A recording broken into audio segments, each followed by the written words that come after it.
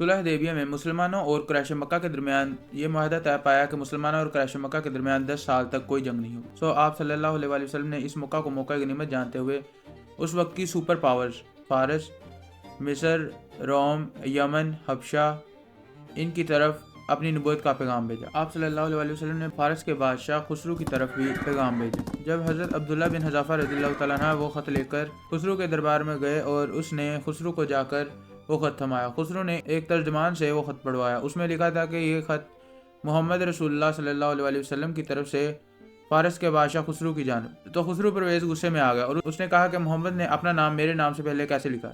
اس نے بڑی محفل میں آپ صلی اللہ علیہ وسلم کے خط کو پھاڑ دیا۔ جب آپ صلی اللہ علیہ وسلم کو اس کی خبر ہوئی تو آپ صلی اللہ علیہ وسلم نے فرمایا جس طرح اس نے میرے خط کے ٹکڑے ٹکڑے کیے ہیں اللہ اس کی سلطنت کے ٹکڑے ٹکڑے کر دے، اور کچھ ہی عرصے بعد اس کی سلطنت کے ٹکڑے ٹکڑے ہو گئے۔ تو خسرو نے ایک خط یمن کے گورنر بازان کی طرف لکھا جو کہ اسی کے انڈر تھی، اور اس میں واضح تھا کہ حضرت محمد صلی اللہ علیہ وسلم کی طرف کچھ آدمی بھیجو اور آپ صلی اللہ علیہ وسلم کو نعوذ باللہ گرفتار کر کے میرے پاس لاؤ۔ جب بازان نے 2 آدمی آپ صلی اللہ علیہ وسلم کو گرفتار کرنے کے لیے بھیجے تو نبی پاک صلی اللہ علیہ وسلم کے پاس جب وہ مدینہ میں پہنچے تو آپ صلی اللہ علیہ وسلم نے فرمایا تمہارے بادشاہ کو تو اس کے بیٹے نے ہی قتل کر دیا۔ تو جب وہ واپس یمن کے گورنر بازان کے پاس گئے تو بازان نے فارس کی طرف خط لکھا۔ فارس میں موجود خسرو کے بیٹے نے واقعی جس کا نام شیروا تھا واقعی اپنے باپ کو قتل کر دیا تھا، اور کچھ ہی عرصے بعد فارس کی سلطنت جو کہ ایک مضبوط سلطنت تھی وہ ٹکڑے ٹکڑے ہو گئی۔ جب یہ بازان کو خبر ملی کہ آپ صلی اللہ علیہ وسلم نے خسرو کی سلطنت کے بارے میں یہ بدعا کی اور کچھ ہی عرصے میں اس نے خود دیکھا کہ اس کی سلطنت ٹکڑے ٹکڑے ہو گئی تو اس نے اسلام قبول کر لیا۔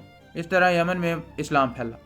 آپ صلی اللہ علیہ وسلم نے ایک خط حبشہ کے بادشاہ نجاشی کی طرف روانہ کیا جسے حضرت جعفر بن ابی طالب رضی اللہ تعالیٰ عنہ لے کر گئے۔ حبشہ کے بادشاہ نجاشی نے اسے بہت ہی عزت دی اور آپ صلی اللہ علیہ وسلم کا جب اس نے خط پڑھا تو اس کی آنکھوں سے آنسو نکل آئے اور اس نے فوراً اسلام قبول کر لیا۔ چونکہ نجاشی نے مکہ کے مسلمانوں کو پہلے بھی پناہ دی تھی، جب مکہ کے مسلمانوں کو وہاں پر تنگ کیا جاتا تھا اور انہیں تجارت نہیں کرنے دی جاتی تھی، تب حبشہ کے بادشاہ نجاشی نے مسلمانوں کو پناہ دی تھی۔ اس نے اسلام قبول کیا اور آپ صلی اللہ علیہ وسلم نے اس کے مرنے کے بعد اس کا غائبانہ نماز جنازہ بھی ادا کیا۔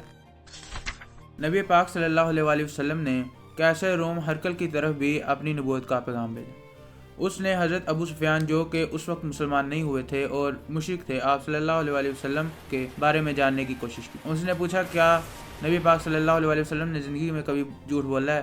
ابو سفیان اس وقت مسلمان نہیں ہوئے تھے لیکن اس کے باوجود انہوں نے کہا کہ نہیں، بالکل بھی نہیں، آپ صلی اللہ علیہ وسلم نے کبھی جھوٹ نہیں بولا۔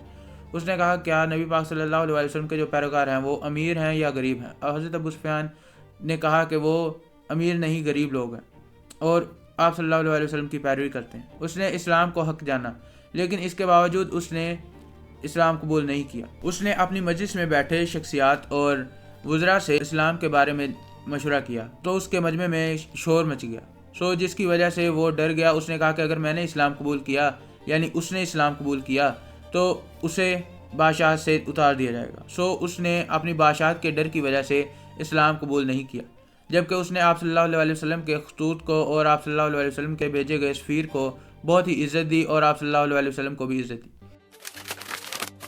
اس کے بعد حاکم مصر کی بات کرتے ہیں جس کا نام مقوقس تھا، وہ بھی عیسائی تھا۔ اس کی طرف جب نبی پاک صلی اللہ علیہ وسلم کا بھیجا ہوا سفیر گیا تو اس نے اپنی رعایا اور اپنے وزراء سے اسلام قبول کرنے کے بارے میں پوچھا تو اس کو بھی بالکل قیصر روم ہرقل کی طرح ہی رپلائی آیا، یعنی اس کی عوام اور اس کے وزراء نے اسے ڈرایا اگر تم نے اسلام قبول کیا تو تمہیں بادشاہ سے اتار دیا جائے گا۔ اس نے اسلام قبول نہیں کیا۔ اس نے آپ صلی اللہ علیہ وسلم کے خطوط کو بہت ہی عزت دی اور آپ صلی اللہ علیہ وسلم کو تحائف بھیجے اور آپ صلی اللہ علیہ وسلم کو 2 یا 3 کنیزیں بھی بھیجی جن میں حضرت ماریہ قبطیہ رضی اللہ تعالیٰ عنہ بھی شامل تھی۔ حضرت ماریہ قبطیہ رضی اللہ تعالیٰ عنہ نے اسلام قبول کیا۔ اس کے بعد آپ صلی اللہ علیہ وسلم نے حضرت ماریہ قبطیہ رضی اللہ تعالیٰ عنہ سے شادی کی۔ حضرت ماریہ قبطیہ رضی اللہ تعالیٰ عنہ سے آپ صلی اللہ علیہ وسلم کے ایک صاحبزادے حضرت ابراہیم رضی اللہ تعالیٰ عنہ پیدا ہوئے۔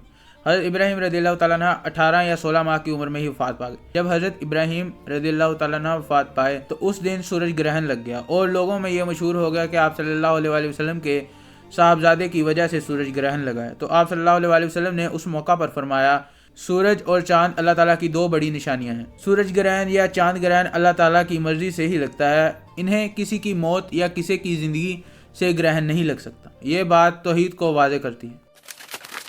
آپ صلی اللہ علیہ وسلم نے جتنے بھی خطوط بھیجے ان میں اللہ تعالیٰ کی توحید اور آپ صلی اللہ علیہ وسلم کی نبوت کا ذکر تھا۔ ان کا مفہوم ہے اللہ کے نام سے شروع جو بڑا مہربان نہایت رحم والا ہے۔ یہ خط محمد کی طرف سے جو اللہ کے رسول اور آخری نبی ہیں۔ کیسر روم ہرقل کے نام۔ اس شخص پر سلام ہو جو ہدایت کی پیروی کرے۔ میں تمہیں اسلام کی دعوت دیتا ہوں، اسلام قبول کرو، سلامتی پاؤ گے۔ اللہ تمہیں دوہرا اجر دے، اور اگر تم نے اسلام قبول نہیں کیا تو تم پر تمہاری رعایا کا بھی گناہ ہوگا۔ اور اللہ کا فرمان تھا، اے اہل کتاب، آؤ ایک ایسی بات کی طرف جو ہمارے اور تمہارے درمیان برابر ہے، ہم اللہ کے سوا کسی کی عبادت نہ کریں۔